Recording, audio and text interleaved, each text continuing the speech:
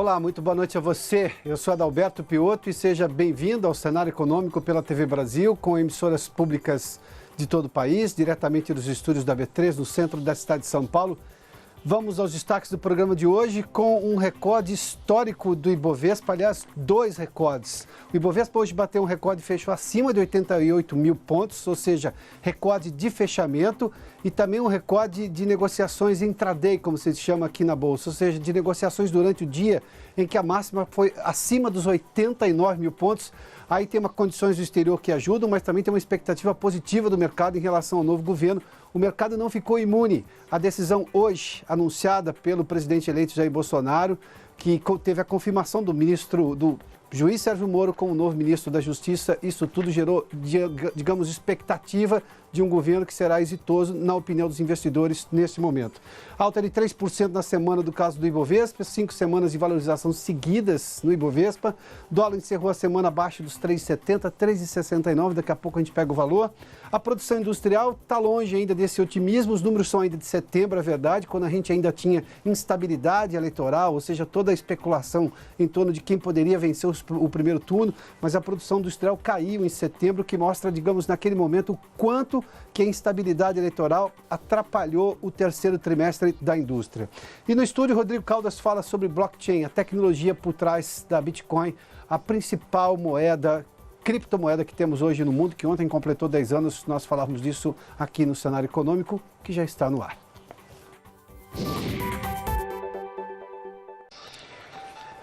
O mundo financeiro, os investidores não passaram ao largo da principal notícia do dia hoje, que foi o aceite, o sim do juiz Sérgio Moro, da Vara Federal de Curitiba, que aceitou o convite do presidente eleito Jair Bolsonaro para ser o comandante do que se pode chamar do Superministério da Justiça, que engloba Segurança Pública e Polícia Federal também. Isso tudo, obviamente, do ponto de vista do mercado, traz o que se chama de expectativa em relação ao novo governo, quando se junta ao governo um nome de notoriedade como o do juiz Sérgio Moro. A repórter Flávia Grossi está em frente à casa do presidente eleito Jair Bolsonaro, no Rio de Janeiro, e nos traz informações ao vivo. Flávia, boa noite, bem-vinda ao Cenário Econômico. Obrigada, Piotto. Boa noite para você e para todos que nos assistem. Hoje foi um dia de muitas reuniões aqui na casa do presidente eleito Jair Bolsonaro, na zona oeste do Rio. Bem no início da manhã, ele recebeu o juiz Sérgio Moro para uma reunião e logo depois desse encontro, Moro aceitou o convite para comandar o futuro Ministério da Justiça e da Segurança Pública. Logo depois, Bolsonaro se reuniu com o embaixador da Espanha no Brasil, Manuel de la Câmara Hermoso, e com o embaixador dos Estados Unidos no Brasil, Peter Michael McKillin. O tema desse encontro foi a política externa. Logo depois, Bolsonaro falou com alguns jornalistas. Ele disse que o encontro com Moro durou cerca de 40 minutos e que o juiz pediu carta branca para combater a corrupção e o crime organizado. Bolsonaro deu essa carta branca para Sérgio Moro. Sobre as críticas de juntar agricultura e meio ambiente em um só ministério, Bolsonaro sinalizou que está pronto para voltar atrás e que, se isso acontecer, quem vai indicar o novo ministro do meio ambiente vai ser ele mesmo. Bolsonaro não confirmou se vai transferir a embaixada do Brasil de Tel Aviv para Jerusalém, mas ele disse, abre aspas, que não vê clima pesado para isso. Na semana que vem, Bolsonaro vai se reunir com o embaixador da China. A intenção, segundo ele, é fazer comércio com o mundo todo. E no fim do dia, Bolsonaro se reuniu com o vice dele, general Hamilton Mourão. Foi um dia, portanto, bem cheio aqui no Rio de Janeiro. Piotto. Muito obrigado, Flávia. Bom, 2 notícias aí para complementar as informações de Flávia. A China é o principal parceiro comercial do Brasil hoje, tem sido inclusive um dos principais investidores externos em várias questões, várias obras de infraestrutura no país. Adquiriu recentemente a CESP, só para se ter uma ideia. Mas há vários investimentos da China no país, em que pese essa aproximação agora com o telefonema do presidente Donald Trump a Jair Bolsonaro, ainda na noite da vitória do segundo turno. Uma outra informação, o juiz Sérgio Moro, na volta a Curitiba, hoje foi aplaudido dentro do avião. Num país em que, tempos atrás, se vaiava pessoas públicas envolvidas com o poder no avião ou que eram expulsas de restaurantes, o juiz Sérgio Moro foi hoje aplaudido dentro do avião, manteve exatamente o seu recato de juiz, mas enfim, as pessoas não se furtaram a aplaudi-lo, o que demonstra claramente a percepção da população em relação à indicação de Sérgio Moro, que não passou despercebido pelo mercado também não. Isso dá a ideia para o mercado de expectativa positiva em relação ao governo, além, evidentemente, da confirmação do segundo turno, mas quando você começa a juntar nomes expoentes da sociedade no seu governo, isso traz uma expectativa boa, inclusive de, por exemplo, tirar da frente qualquer dúvida em relação a, sobretudo, compromissos constitucionais do novo governo, ou seja, compromissos com a Constituição. Vamos lá, hoje o Ibovespa, só para você ter uma ideia, bateu recorde no fechamento. A Bolsa nunca tinha chegado no fechamento a 88.419 pontos. A alta hoje foi até pequena, de 1,14%, se a gente levar em conta, mas enfim, está aqui, 88.419 pontos de fechamento. Nos negócios intraday, ou seja, os negócios feitos durante o dia, a máxima chegou a 89 mil pontos, passou um pouquinho de 89 mil pontos, também foi recorde no que se chama de mercado intraday. Vamos lá, para a gente recuperar, a semana está curta, né? Amanhã é feriado. Na segunda, a Bolsa abriu em queda de 2,24%, fechou em queda, perdão. Na terça, crescimento de 3,69%, uma valorização menor ontem, quarta-feira, hoje está aqui 1,14%. Para você ter uma ideia, o Ibovespa, na semana se valorizou 3,15%, se a gente pegar a média toda dos 4 dias aí. As ações da Petrobras tiveram alta hoje, tiveram baixa hoje, falando da Petrobras, 1,09% de queda, mas só para você ter uma ideia de como a Petrobras recuperou seu valor nos últimos tempos, do começo do ano até agora, o valor de mercado da Petrobras chegou a 164 bilhões, ela voltou a recuperar. Ela sempre foi uma empresa de peso importante na composição do Ibovespa, mas ela recuperou várias posições entre as empresas mais valiosas do mercado aqui na B3. Vamos dar uma olhadinha no Banco do Brasil, alta de 1,47%. Se a gente olhar agora a Eletrobras, alta de 0,79%. É uma empresa de infraestrutura, nós estamos falando do setor elétrico. Ontem a gente falava justamente da importância do setor elétrico no crescimento do Brasil, que se espera maior para este ano e muito maior no ano que vem. As projeções de mercado falam em 2,5%, mas dependendo das políticas adotadas logo no começo do ano e das sinalizações feitas agora pela equipe econômica de transição deste governo, o crescimento pode ser ainda maior. Vamos falar do dólar comercial, hoje de novo uma queda de 0,76%. Na segunda, o dólar abriu em queda de 2,24%, 0,39%. E alta de 0,87% ontem, hoje está aqui, a menos de R$ 3,70. O dólar, para se ter uma ideia, caiu nas últimas 7 semanas. Essa foi a última semana. Hoje, na verdade, o dólar, na semana média, foi de alta de 1,09%. O dólar se valorizou. Mas nas últimas 7 semanas, que pega muito desse período eleitoral, o dólar perdeu 12,29% de valor de mercado, ou seja, do valor, evidentemente, comparado ao real. Se desvalorizou em relação ao real. O dólar, a gente faz sempre menção aqui, é um ativo de segurança. Quando o investidor não tem segurança em relação ao país, compra dólar. Isso acontece em qualquer lugar do mundo, obviamente, em que você tem a moeda estrangeira como o dólar. O dólar é um ativo comercial no mundo inteiro e tem toda essa questão. Daqui a pouco a gente fala da produção industrial. Esse otimismo do mercado que a gente está vendo não tinha, evidentemente, lá em setembro. Os dados são de setembro. Daqui a pouco a gente fala sobre isso. A Vanessa Casalino está conosco agora em São Paulo e tem informações das ações da Receita Federal justamente para conter a sonegação de anos anteriores, inclusive. Vanessa, nos conte a história, por gentileza. Boa noite, bem-vinda. Oi, Piotr. Obrigada. Boa noite a todos. A estimativa é de que mais de 980 milhões de reais tenham sido sonegados. O foco do projeto Malha Fiscal nesta fase são as possíveis sonegações relativas ao imposto de renda pessoa jurídica e a contribuição social sobre o lucro líquido também da pessoa jurídica.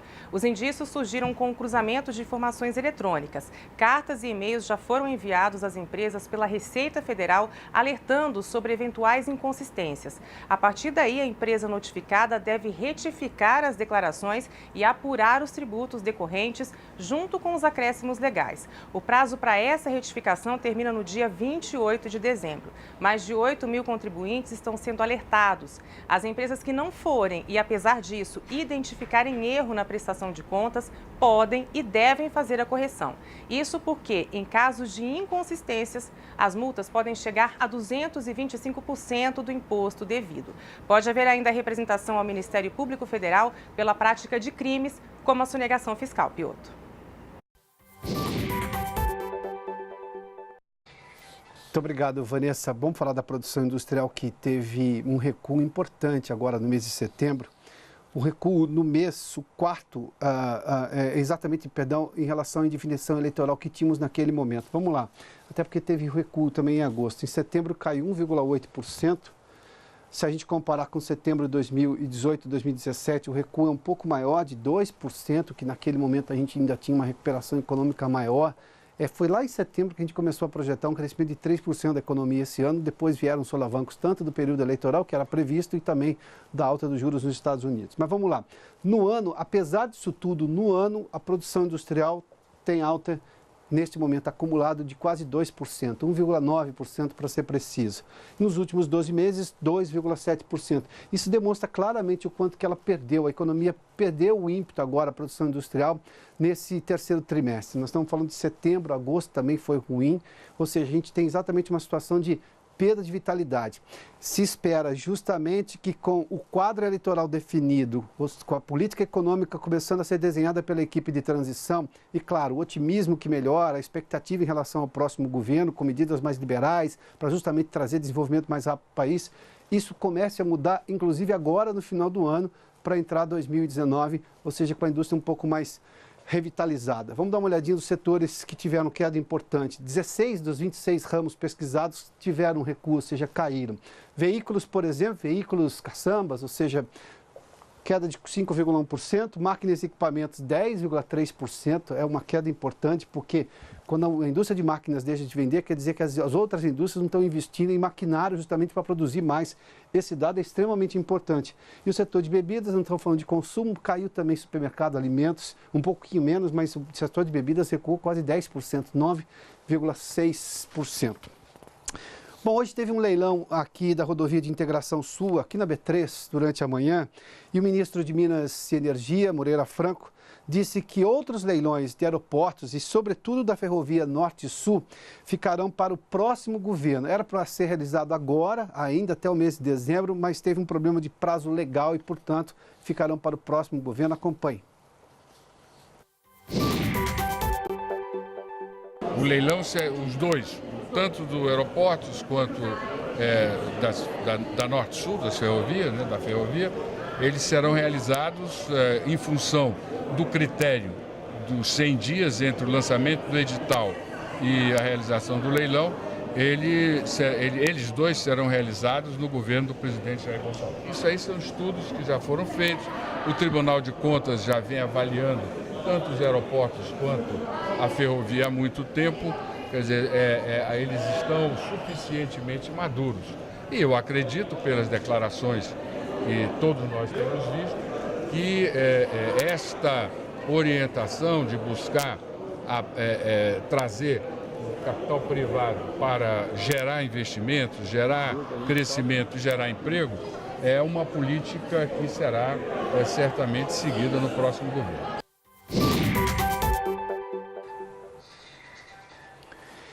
Bom, na segunda-feira estreia aqui na TV Brasil, às 7h30 da manhã, o programa Potência Brasil sobre as relações de comércio exterior do país. O Brasil avançou de forma gigantesca em relações exteriores, sobretudo as comerciais.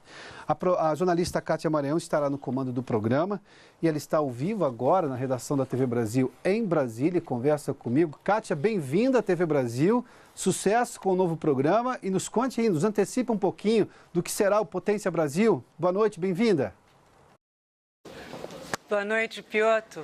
Muito obrigada. Que sorte a minha estar no seu programa divulgando o Potência Brasil. O Potência Brasil é sobre comércio exterior, mas focado em agronegócio, né? Em exportação. O programa vai explicar o quanto a agricultura brasileira é importante para o Brasil, para o brasileiro e para o mundo. Você certamente já ouviu a frase: o Brasil é ou será o grande celeiro do mundo? Sabe qual é o carro-chefe das nossas exportações? Soja, soja, soja, soja, soja. Depois algodão, café. Em 12 episódios nós vamos divulgar, vamos debater sobre esse segmento da economia. A agricultura brasileira, que no ano passado foi responsável por 23,7% do PIB nacional, emprega 19 milhões de brasileiros. Nós faremos projeções desse cenário extraordinário que é o agronegócio. O agro é um time do Brasil que está sempre ganhando. Precisamos valorizar os grandes e os pequenos produtores rurais. Vamos mostrar a importância e reconhecimento da nossa produção agrícola no cenário internacional, do poder desse segmento para o crescimento do Brasil. Falaremos de pesquisa e tecnologia no campo, de meio ambiente, porque o fato do governo brasileiro respeitar os tratados e acordos internacionais sobre meio ambiente favorece a pujança de nossas exportações. Falaremos sobre a segurança no campo, sim, sobre as normas sanitárias, sim, de aquicultura, peixe, outro segmento que trará divisas para o país. Vamos falar sobre agricultura familiar. Sabe que 70% do que o brasileiro consome vem daí? Segunda, Piotr, 7h30 da manhã, aqui na TV Brasil. Obrigada.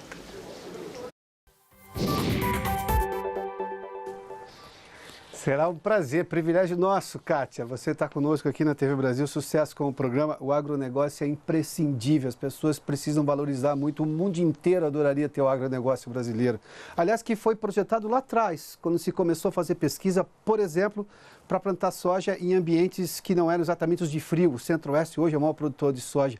Pesquisa feita lá na Embrapa, lá pela Embrapa lá atrás, quando os militares que são expansionistas por natureza começaram a pensar exatamente em, digamos, aumentar o potencial brasileiro de produção agrícola. O que demonstra claramente que cada parte desse país tem uma importância e cada momento desse país produziu, sim, bens importantes que nós hoje desfrutamos e que o Potência Brasil vai contar em detalhes para você a partir das 7h30 da manhã, na segunda-feira da semana que vem. Portanto, segunda-feira, 7h30 da manhã, Kátia Marião vai acompanhá-los ali, comandando o programa Potência Brasil. Estão todos convidados. Eu, confesso, estarei lá na televisão acompanhando pela TV Brasil. Bom, vamos fazer um intervalo. Daqui a pouco a gente fala sobre blockchain, que é exatamente a tecnologia que está por detrás das criptomoedas, sobretudo do Bitcoin, a principal delas. Logo depois do intervalo a gente fala sobre esse assunto aqui no Cenário Econômico. Já de volta com o Cenário Econômico. Ontem o Bitcoin fez 10 anos, é a principal criptomoeda. Bom, mas o que está por trás do Bitcoin é justamente o blockchain, que é o sistema de segurança de negociação das criptomoedas pelo mundo. Mas antes da gente falar disso, vamos dar uma olhadinha. Qual foi a cotação do Bitcoin? Hoje está 6.337 dólares e 89 centavos. Hoje teve uma pequena alta de 0,12%, mas é para falar de Bitcoin e também de blockchain que o Rodrigo Caldas está conosco, especialista no assunto. O Rodrigo, bem-vindo aqui ao Cenário Econômico. O Bitcoin chamou atenção no ano passado porque eu estava com 18 mil na cabeça, mas você falou, na verdade, chegou a mais de 20 mil dólares por Bitcoin. Mas, obviamente, muita gente comprou, muita gente ganhou dinheiro, muita gente perdeu dinheiro, mas quem não comprou pensava justamente na questão da segurança. É exatamente o blockchain que faz a segurança disso tudo e que, na verdade, tem mil outras funcionalidades, não é? Isso, exatamente. Como você bem disse, o Bitcoin surgiu há 10 anos atrás. Foi um paper publicado por Satoshi Nakamoto, cuja identidade a gente ainda não conhece, não sabemos quem é a pessoa. E, de fato, o ano passado foi o grande boom de valorização do Bitcoin, chegando a quase em torno de 20 mil dólares. O que houve de lá para cá foi uma acomodação do mercado, porque passado essa euforia, o mercado foi se ajustando e a gente hoje, como você colocou, em torno de 7 mil dólares ali o Bitcoin. Vale lembrar que, por se tratar de um ativo descentralizado, a gente não tem uma única bolsa que valora esse ativo. Inclusive, ontem foi lançado pela Associação Brasileira de Criptoeconomia um índice para tentar criar um parâmetro no valor do Bitcoin no Brasil. O que nós temos hoje em relação ao Bitcoin, porque ele foi criado, aliás, tinha até digamos, o que se pode chamar de uma questão política em torno do Bitcoin, porque era para ser um meio de troca. O que se tem hoje, por exemplo, das moedas, o dólar é um meio de troca, mas ele é regulado por vários bancos centrais no mundo inteiro. O Bitcoin surgiu justamente para ser um outro meio de troca que não passasse pelas instituições financeiras tradicionais.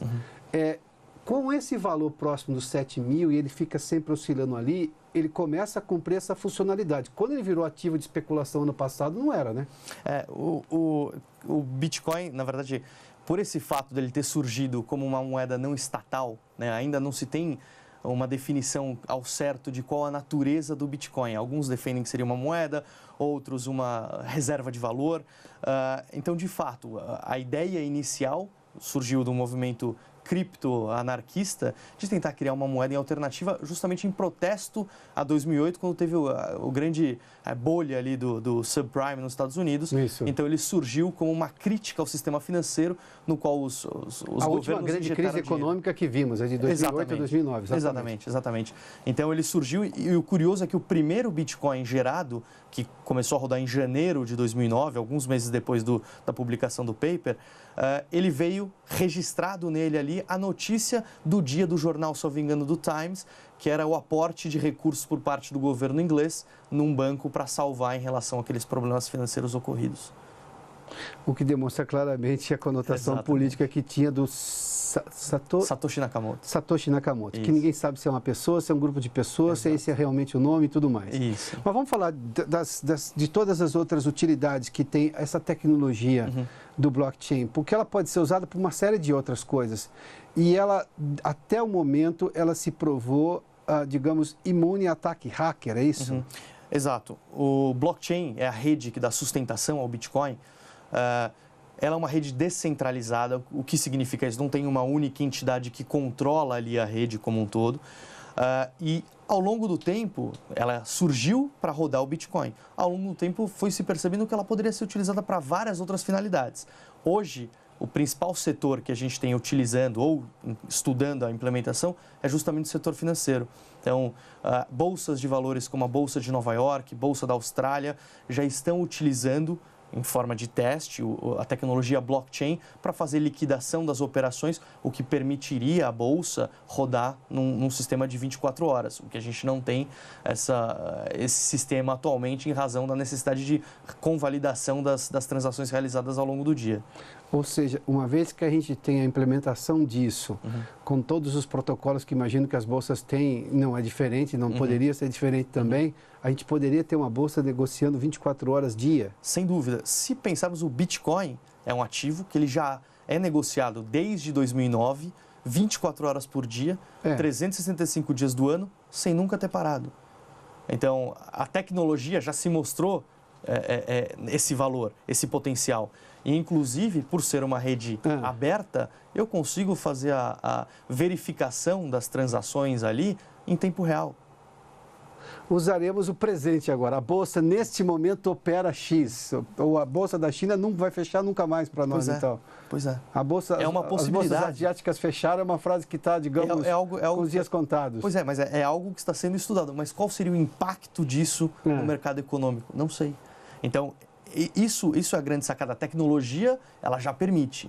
Agora vai depender de políticas econômicas para entender se isso é vantajoso ou não. Rodrigo, quando a gente fala de dinheiro, e dá para entender por que as bolsas têm monitoração gigantesca de todas as empresas que fazem parte dela, porque nós estamos falando de segurança. Dados financeiros exigem mais segurança ainda, porque podem causar uma tragédia, uma crise econômica, diga-se de passagem. É aí que o blockchain começa a entrar, então, é isso? Exato. E hoje... Isso transfere segurança, transfere, digamos, imagem positiva para o Bitcoin, não transfere? Claro. E muito nessa linha que você colocou de segurança, é importante destacar que no Brasil a gente tem entidades como o Banco Central, CVM, Receita Federal, com equipes muito bem preparadas, que conhecem muito bem a tecnologia, já estudando para a implementação aqui. Então, não é algo que a gente pense, bom, o Brasil não está preparado. De fato, a gente está um pouco atrasado em relação a alguns países, mas a gente tem uma turma muito bem preparada em Banco Central e CVM, já estudando e conhecendo muito bem a tecnologia para, quem sabe, uma implementação no futuro próximo. Me permita uma pergunta que mistura um pouco de política nisso. A mudança de governo, essa nova expectativa que nós criamos todos, esse tipo de coisa começa a andar mais rápido? Porque não raro a gente sempre ouve essa frase, no Brasil nós estamos um pouco atrasados em relação a isso, o mundo já está pesquisando tal coisa e a gente sequer tem pessoas aqui nesse sentido fazendo a mesma coisa. Esse tipo de coisa pode acelerar esses processos e nos inserir verdadeiramente nessa questão global? Eu espero que sim, porque o novo governo se diz como liberal, sendo liberal, o que a gente vai buscar é justamente uma descentralização de muitos dos negócios. Claro. E o blockchain serviria, passado esse momento que a gente teve de turbulento no país em termos de corrupção, em termos de desmandos, o blockchain poderia servir como um mecanismo, como em alguns países já funciona, de controle dos gastos públicos, dando maior transparência. Então, expectativa que algo seja feito por esse governo, eu tenho uma boa expectativa. O Congresso, com a renovação, muita gente que entrou já tem um conhecimento. Muita gente ligada à tecnologia entrou no Congresso agora, nessa renovação. Muita. E muita gente que já conhece um pouco do tema. O que demonstra claramente que aí parece que o caminho vai se abrir para o Brasil nessas questões de não ficar tão atrasado em relação ao mundo. Espero que sim. Neste ano, eu participei de um debate sobre regulação no Parlamento Europeu, junto com a Tatiana, que já esteve aqui, inclusive, e a gente viu que os países europeus estão discutindo, lutando para criar regras favoráveis àquele ambiente, um disputando o outro para ver qual país vai largar na frente. E a gente ainda em compasso de espera aqui. Vamos nos acelerar. Tomara. Rodrigo, obrigado pela gentileza. Obrigado, Piotr. Da entrevista aqui ao Cenário Econômico. Que termina aqui, nesta semana mais curta. Obrigado pela sua companhia, pela audiência. Mas amanhã tem programa aqui. A gente fala sobre saneamento básico no cenário econômico. Bom feriado para você. Até segunda.